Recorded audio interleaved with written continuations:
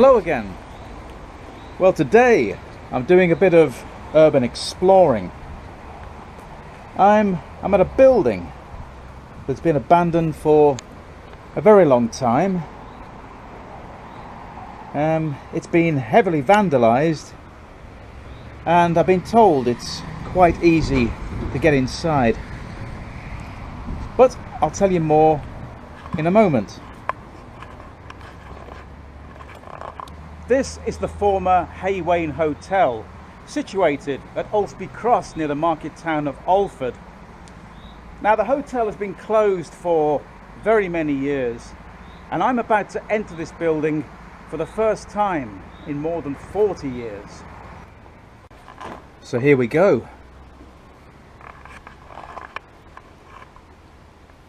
As you can see, it's certainly seen better days.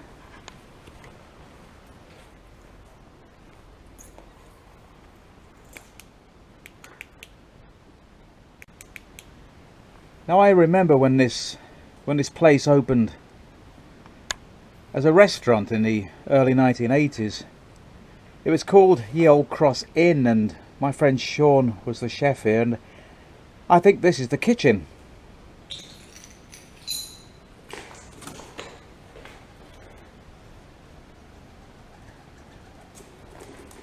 Nice big hole in the ceiling. Pigeons seem to like it. As I said, it's been over 40 years since I was last in this room, and haven't really changed much. I was sat at that bar.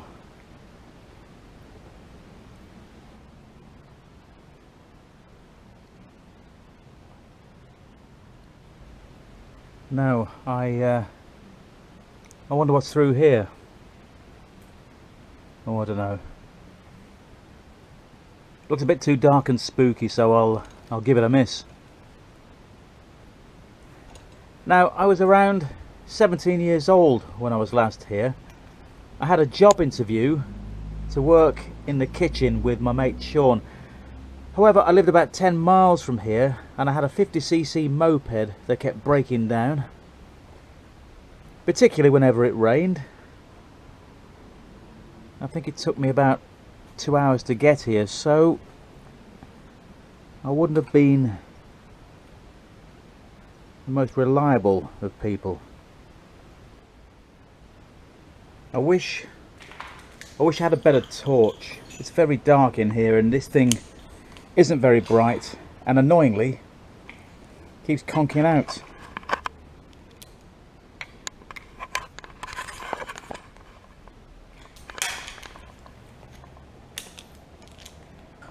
Like now.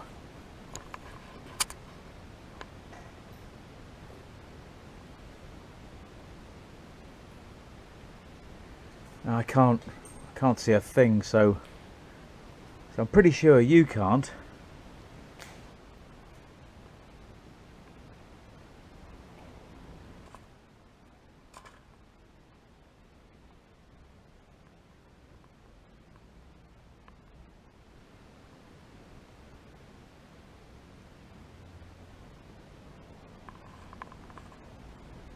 Now, apparently, originally this restaurant was two cottages. They were knocked into one, and one of them was the gamekeeper's cottage. And it said that gamekeeper's ghost haunts this building.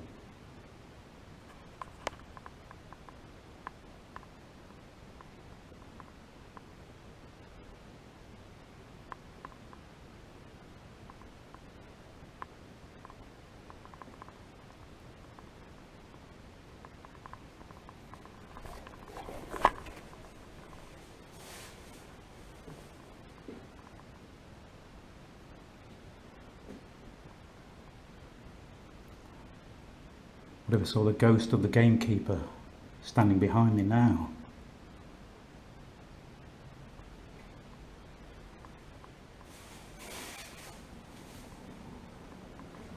No, but seriously, I can hear some very strange noises.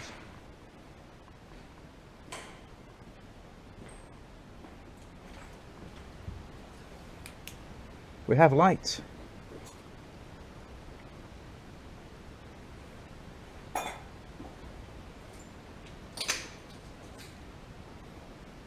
Oh, no we don't. Noises could be the pigeons in the rafters, or possibly the ghostly gamekeeper sharpening his axe. Anyway, there's a great big hole at the top of the stairs. I have a useless torch, lots of strange noises. So goodbye old place, I'll see you in another 40 years.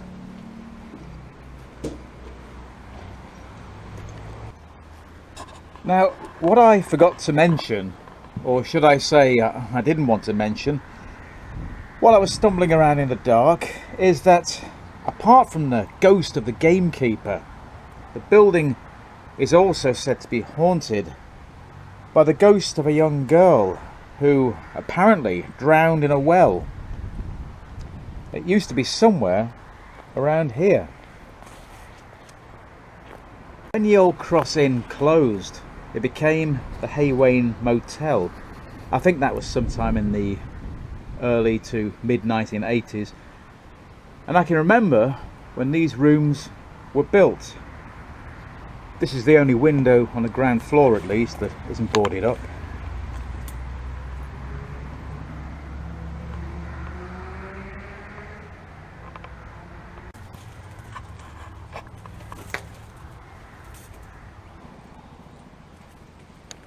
Now, I've seen this building from the road for decades, and I don't know why, but I've always wanted to walk up these metal stairs.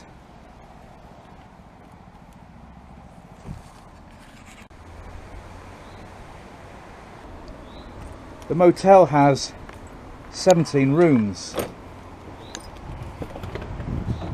and this is one of them.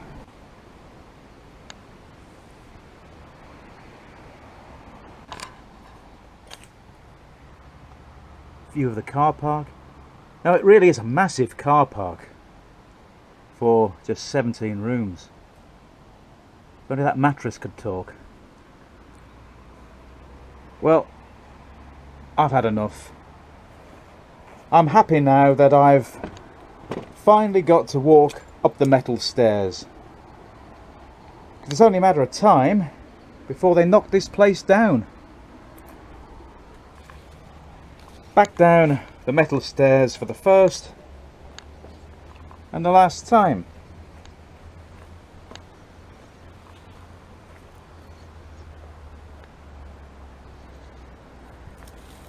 This really is a massive car park.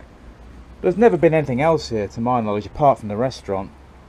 Now, there's very little information on the history of this place. As I said earlier, there used to be 2 cottages on the site and they were turned into the restaurant. It was an Indian restaurant when it finally closed along with the motel in 2013. Well, I survived the haunted restaurant. If you're still with me, then thank you. I just want to show you one more thing, but I've never actually seen it before. It's not far from here, but it's very difficult to get to if you're walking, and I'm not quite sure how I'm going to get to it, but it's a little adventure. I've just remembered that there was a little known UFO encounter here in the early 2000s. A couple reported seeing a strange triangular shaped object hovering above the roundabout. They said that the object was about the size of a plane and it sped off at great speed towards the coast. Shortly afterwards, a military jet flew over them. It was so low that it shook the car. Evidently, the fighter was chasing the UFO. Well, it's a bit too dangerous to be walking on the side of the road. So, this should be fun. I'm going to cut across into the fields.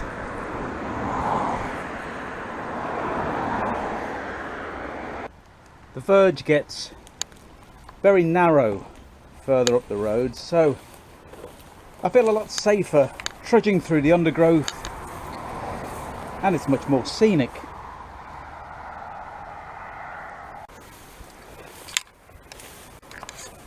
Now, I think I can see a clearing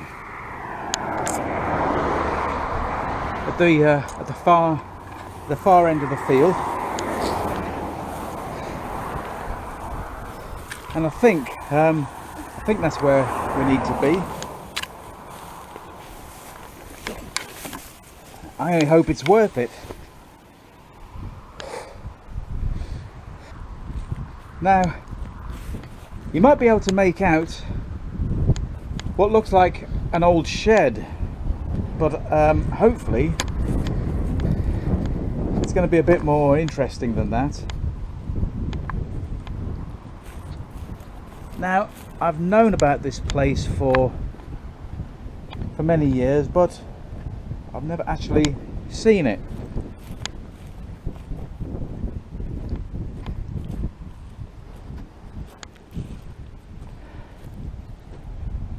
Now, this is a Royal Observer Corps bunker. Now, these bunkers were built in the 1960s at the height of the Cold War to monitor the fallout from any future nuclear weapons attack. This is the entrance. Unfortunately, it's bolted shut, so I can't get in. So I'll insert some photos. These underground structures were built to a standard consisting of a 14-foot access shaft.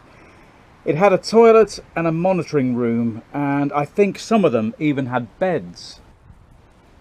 The Royal Observer Corps operates between October 1925 and December 1995, but its roots go back to the First World War, when observers provided an early warning system against bombing raids by Zeppelin airships. By the 1950s, their role was to gather essential information against a nuclear war, but when the Cold War ended, they were no longer needed.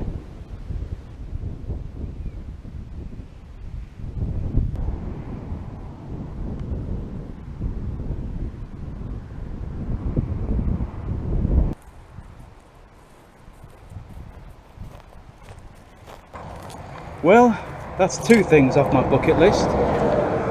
I've climbed the metal stairs and I've seen the bunker. It's just a pity I couldn't look inside. Now I'm going on a journey around East Anglia this summer to explore some of the region's ghosts and legends, and naturally I'll be making videos that I'll post in the coming months. But in the meantime, I'm going to distance myself from this busy main road and lose myself in the countryside.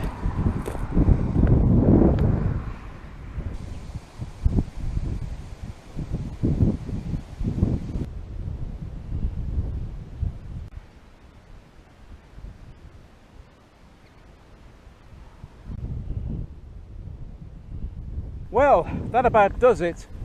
Thank you very much for joining me on my rather precarious walk around Ulceby Cross. I hope you found it somewhat interesting. As for me, it's brought back a few funny memories. I'm sure the same can be said for my friend Codger Biker if he's watching this video. But I'm going to continue my walk in the beautiful Lincolnshire countryside, and I do hope you'll join me again in the next one. Thank you.